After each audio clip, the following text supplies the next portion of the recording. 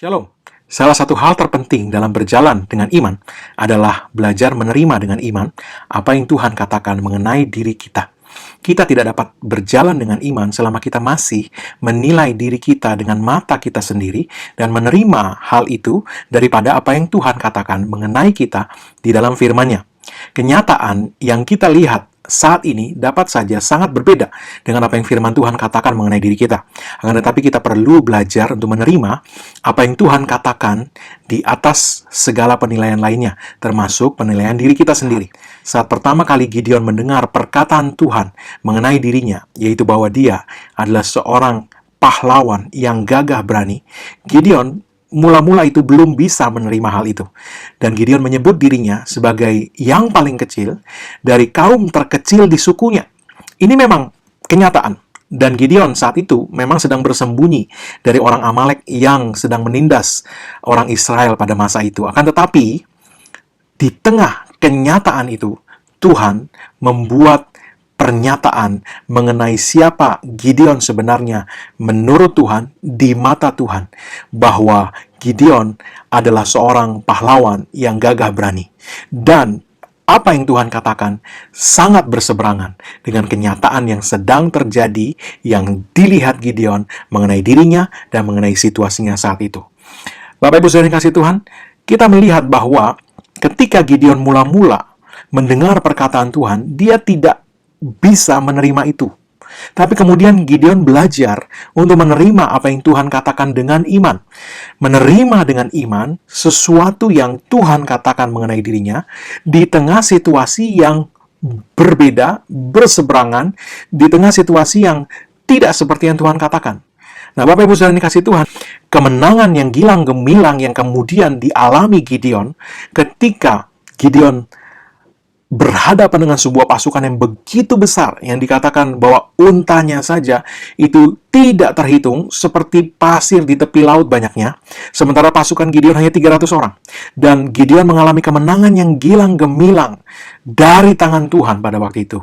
Kita melihat bahwa kemenangan itu terjadi ketika Gideon sudah belajar untuk menerima perkataan Tuhan mengenai dirinya di atas kenyataan yang memang sedang terjadi saat itu.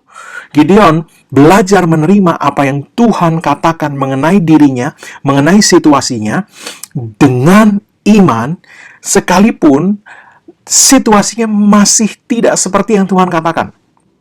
Bapak Ibu Saudara yang kasih Tuhan, jebakan utama iblis adalah untuk membuat kita memandang kepada diri kita sendiri. Namanya penuduhan. Iblis mau kita memfokuskan pandangan kita bukan kepada Tuhan, bukan kepada firman-Nya, bukan kepada Kristus, tapi kepada diri kita sendiri. Penuduhan membuat kita menghakimi diri kita sendiri berdasarkan apa yang kita lihat, berdasarkan perhitungan kita sendiri mengenai kemampuan, kekuatan kita di hadapan situasi atau persoalan yang sedang kita hadapi. Penuduhan mengalihkan mata kita dari performa, kemampuan, kesanggupan Kristus kepada performa, kemampuan, dan kesanggupan kita sendiri. Penuduhan mengalihkan kita dari ketidakmungkinan Kristus gagal kepada segala kemungkinan kita gagal. Penuduhan membuat kita melihat kepada segala kekurangan kita dan bukan kepada segala kelebihan Kristus. Penuduhan membuat kita berjalan dengan perasaan, dengan penglihatan kita, tapi tidak dengan iman. Penuduhan membuat kita berjalan berdasarkan pengamatan dan perhitungan kita atas situasi yang kita hadapi dengan memperhitungkan kekuatan kita, kemampuan kita, sumber daya kita sendiri. Tapi Ibu Saudara yang dikasihi Tuhan, satu hal yang kita perlu garis bawahi adalah bahwa sekarang ini kita ada di dalam Kristus. Kita yang telah menerima Yesus sebagai Tuhan dan Juru Selamat kita pribadi adalah orang-orang yang ada di dalam Kristus. Kita perlu garis bawahi bahwa awal dari kemenangan, apapun yang kita butuhkan dalam hidup kita adalah ketika kita belajar menerima dengan iman apa yang Tuhan katakan mengenai diri kita. Menerima dengan iman perhitungan Tuhan mengenai diri kita. Kita perlu mengingat dan selalu mengingat bahwa sekarang perhitungan Tuhan mengenai diri kita adalah selalu di dalam Kristus. Tuhan memandang kita sekarang selalu di dalam Kristus. Kita yang telah menerima Yesus sebagai Tuhan dan Juru Selamat pribadi kita, Allah tidak lagi melihat diri kita diri kita sendiri, tetapi melihat kita di dalam anaknya yang kekasih, di dalam Kristus. Sementara penuduhan tadi selalu berusaha mengalihkan pandangan kita dari Kristus, sehingga kita tidak dapat melihat diri kita di dalam Dia, di dalam Kristus. Penuduhan iblis dirancang untuk membuat kita melihat diri kita dari performa, kemampuan, kekuatan, kesalehan, sumber daya kita sendiri. Kita akan dibuat untuk melihat betapa kecilnya kita, betapa lemahnya kita, betapa tidak berdayanya kita di hadapan situasi yang kita sedang hadapi.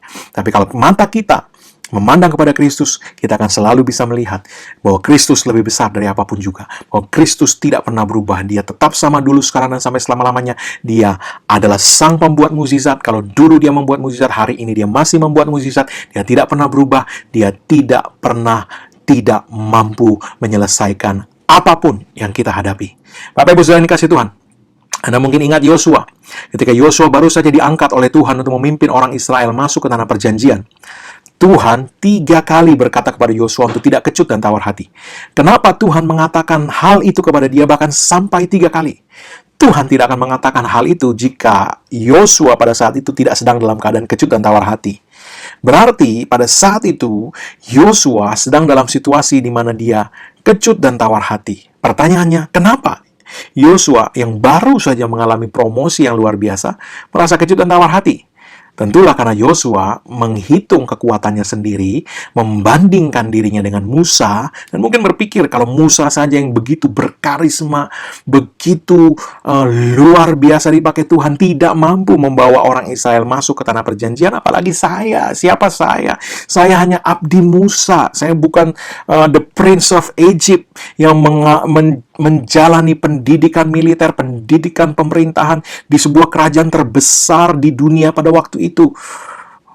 I'm nobody. Tapi Bapak Ibu Saudara yang dikasihi Tuhan, kita melihat firman Tuhan menunjukkan hal itu membuat Yosua kecut dan tawar hati. Yosua melihat dirinya dari matanya sendiri. Itu yang terjadi ketika kita fokus kepada diri kita sendiri dan bukan kepada Tuhan. Apa pandangan Tuhan mengenai Yosua? Firman Tuhan dalam Yosua 1 ayat 5 dan 6 berkata, Tuhan berkata mengenai Yosua, seorang pun tidak akan dapat bertahan menghadapi engkau seumur hidupmu. Seperti aku menyertai Musa, demikianlah aku akan menyertai engkau. Aku tidak akan membiarkan engkau dan tidak akan meninggalkan engkau. Kuatkan dan teguhkanlah hatimu, sebab engkaulah yang akan memimpin bangsa ini memiliki negeri yang kujanjikan dengan bersumpah kepada nenek moyang mereka untuk diberikan kepada mereka. Wow! Bapak Ibu Saudara yang kasih Tuhan, Tuhan berkata, di saat Yosua sedang merasa kecut dan tawar hati, di saat Yosua sedang merasa tidak mampu, tidak sanggup, kecil, tidak berdaya, Tuhan berkata, seorang pun tidak akan dapat bertahan menghadapi engkau seumur hidupmu. Kenapa? Aku menyertai engkau seperti aku menyertai Musa.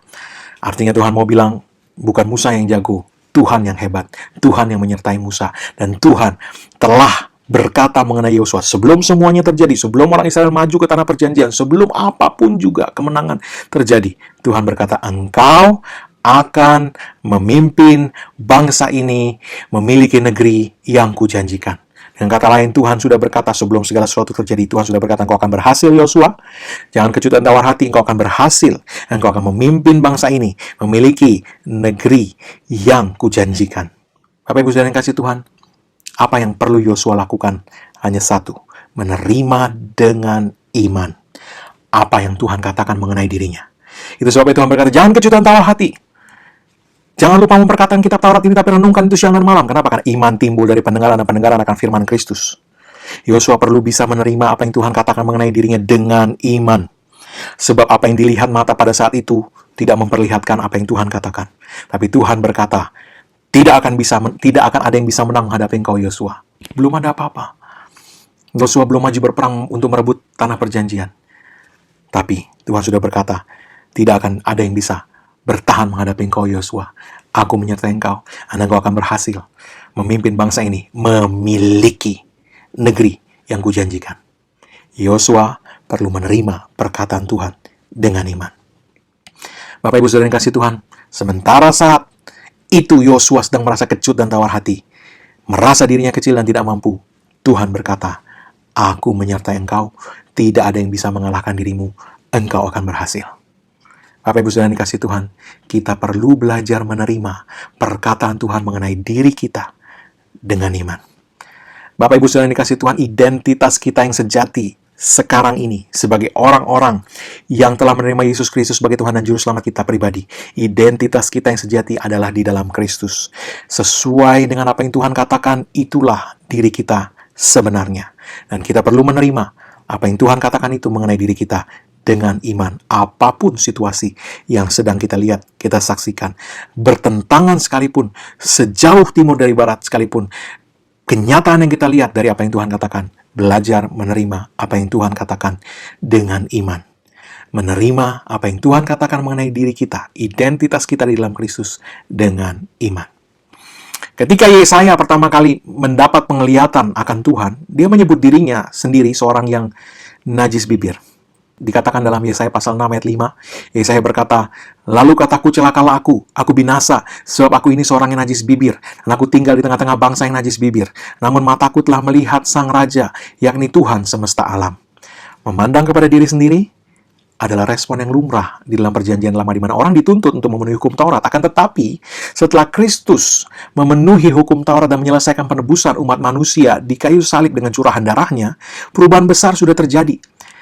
Kita tidak lagi dipandang Allah di dalam diri kita sendiri, tetapi selalu dipandang Allah di dalam Kristus.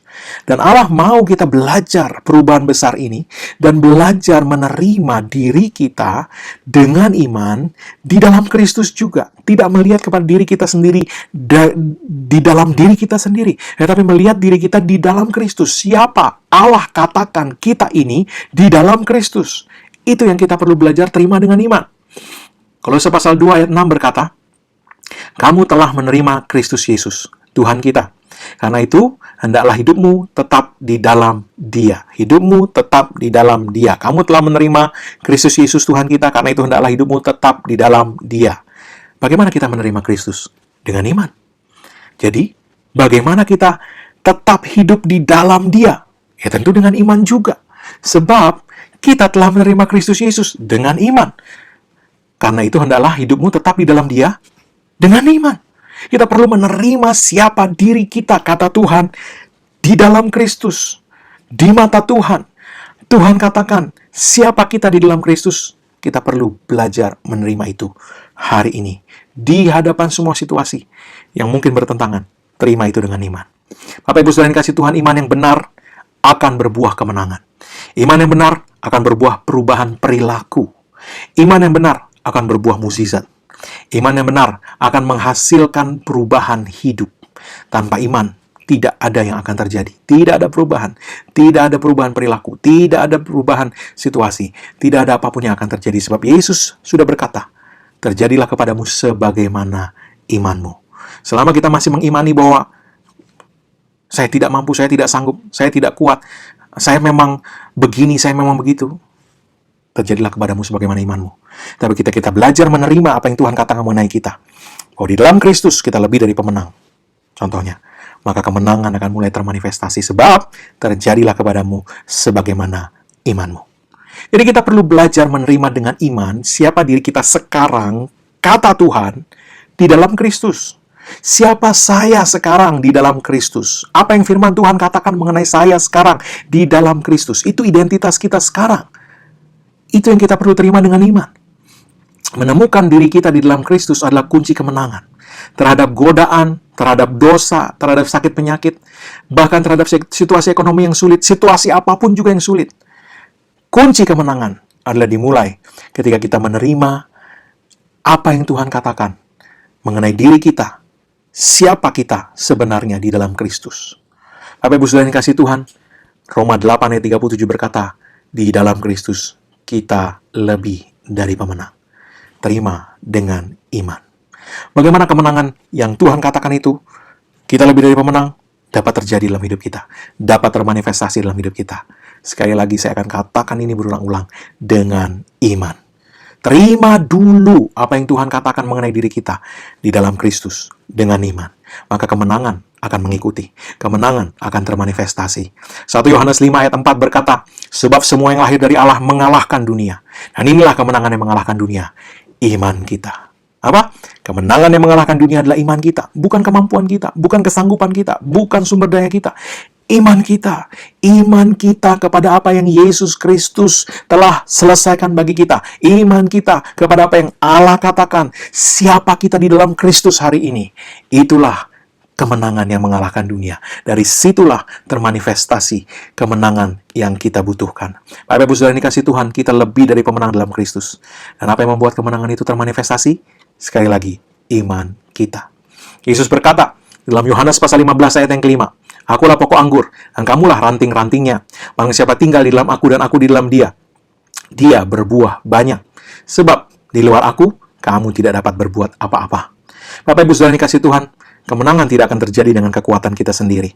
Di luar aku, kamu tidak dapat berbuat apa-apa.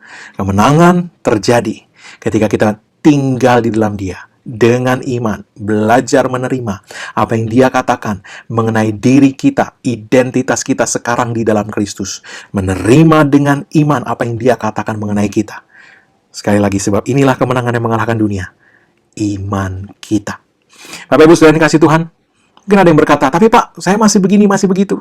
Itu artinya, kita masih menilai diri kita dengan mata kita sendiri. Kita menilai situasi kita dari mata kita sendiri. Kita menghakimi diri kita dan situasi kita berdasarkan kekuatan sumber daya kemampuan kita sendiri. Dan kita memvonis kemudian, waduh, bangkrut deh. Waduh, saya nggak mampu. Waduh, saya nggak bisa. Waduh, celaka.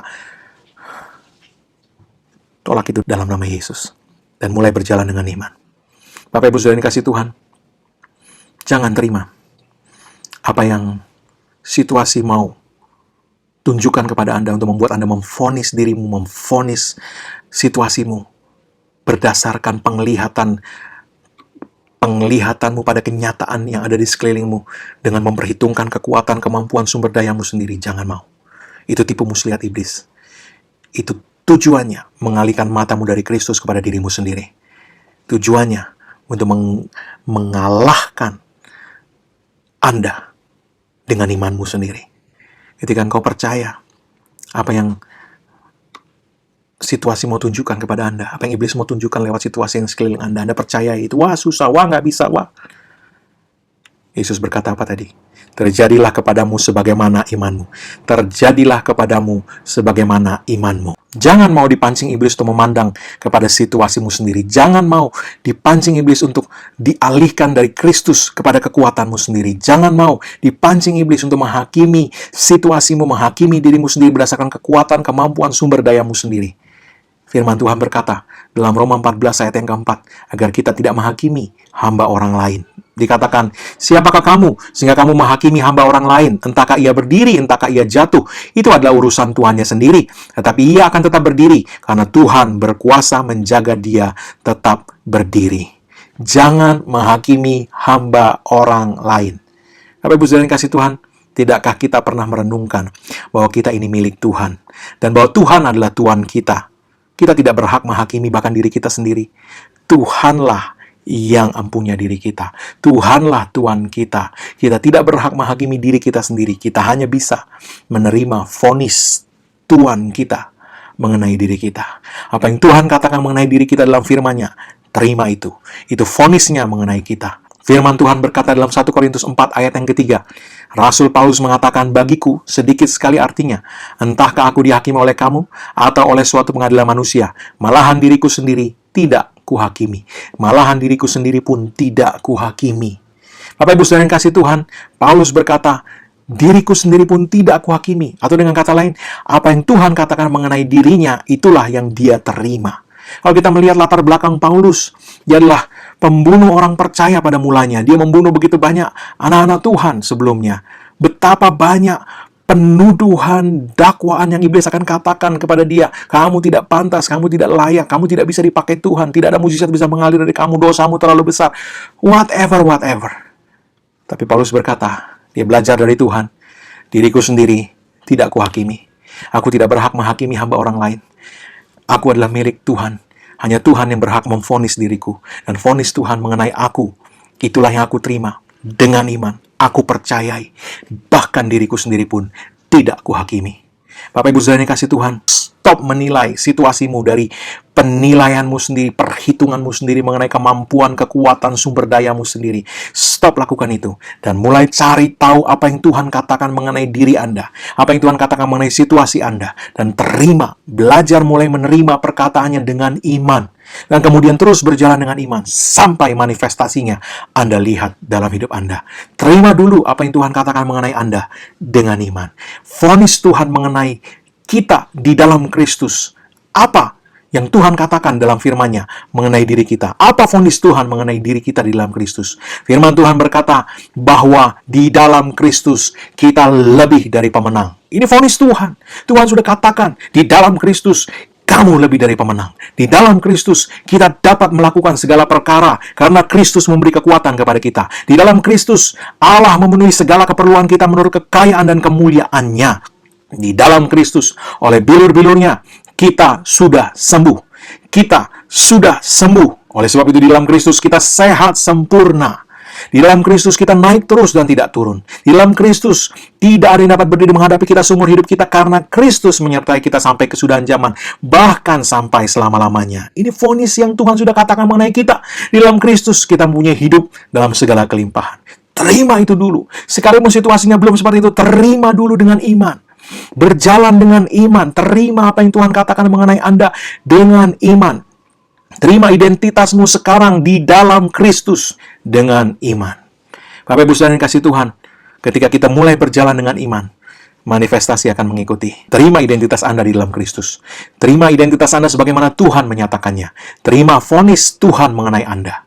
Siapa dirimu di dalam Kristus? Terima itu dengan iman. Dan mulailah berkata-kata sejalan dengan itu. Di dalam Kristus saya lebih dari pemenang. Di dalam Kristus Allahku memenuhi segala keperluanku menurut kekayaan dan kemuliaan dalam Kristus Yesus. Oleh bilur-bilur Yesus saya sudah sembuh. Saya sehat sempurna. Saya panjang umur. Di dalam Kristus saya naik terus dan tidak turun. Berkata-katalah sesuai dengan apa yang Tuhan katakan mengenai diri Anda. Bapak Ibu Saudara yang kasih Tuhan, Anda perlu berkata-kata dengan iman, mengacknowledge, mengiyakan identitas Anda menurut Tuhan. Di hadapan situasi Anda yang sulit itu, di hadapan situasi yang belum berubah itu, di hadapan godaan yang sedang menyerang Anda, di hadapan keraguan yang sedang iblis coba suntikkan ke dalam pikiran Anda, jangan mau berubah. Jangan mau berubah dari identitas yang Tuhan katakan mengenai diri Anda di dalam Kristus. Jangan mau berubah dari itu. Karena situasimu belum kelihatan berubah. Jangan mau berubah. Firman Tuhan berkata apa tadi? Tidak ada seorang pun dapat tahan berdiri menghadapi engkau seumur hidupmu. Itu berarti situasimu yang harus berubah. Karena tidak ada yang tahan berdiri menghadapi engkau. Selama engkau berdiri dengan iman, atas kebenaran yang Tuhan nyatakan, identitasmu sekarang di dalam Kristus, situasimu akan berubah. Sebab tidak ada, kata Tuhan, yang akan dapat tahan berdiri menghadapi engkau seumur hidupmu. Ketika kita mulai belajar berjalan dengan iman, menerima dengan iman apa yang Tuhan katakan, mengenai identitas kita di dalam Kristus, siapa diri kita sebenarnya hari ini di dalam Kristus, manifestasi akan mengikuti. Bapak Ibu Saudara yang dikasihi Tuhan, jangan sekali-kali Anda mundur dari iman. Jangan sekali-kali Anda berubah dari apa yang Tuhan sudah katakan mengenai diri Anda di dalam Kristus. Jangan mau berubah pikiran mengenai itu. Sekali Anda mulai berjalan dengan iman, jangan berhenti. Jangan beralih kembali kepada berjalan dengan melihat dengan mata jasmani. Terus berjalan dengan iman. Namanya berjalan dengan iman. Berarti itu adalah sebuah perjalanan yang kita jalani tiap-tiap hari bersama dengan Tuhan. Itu bukan peristiwa satu kali.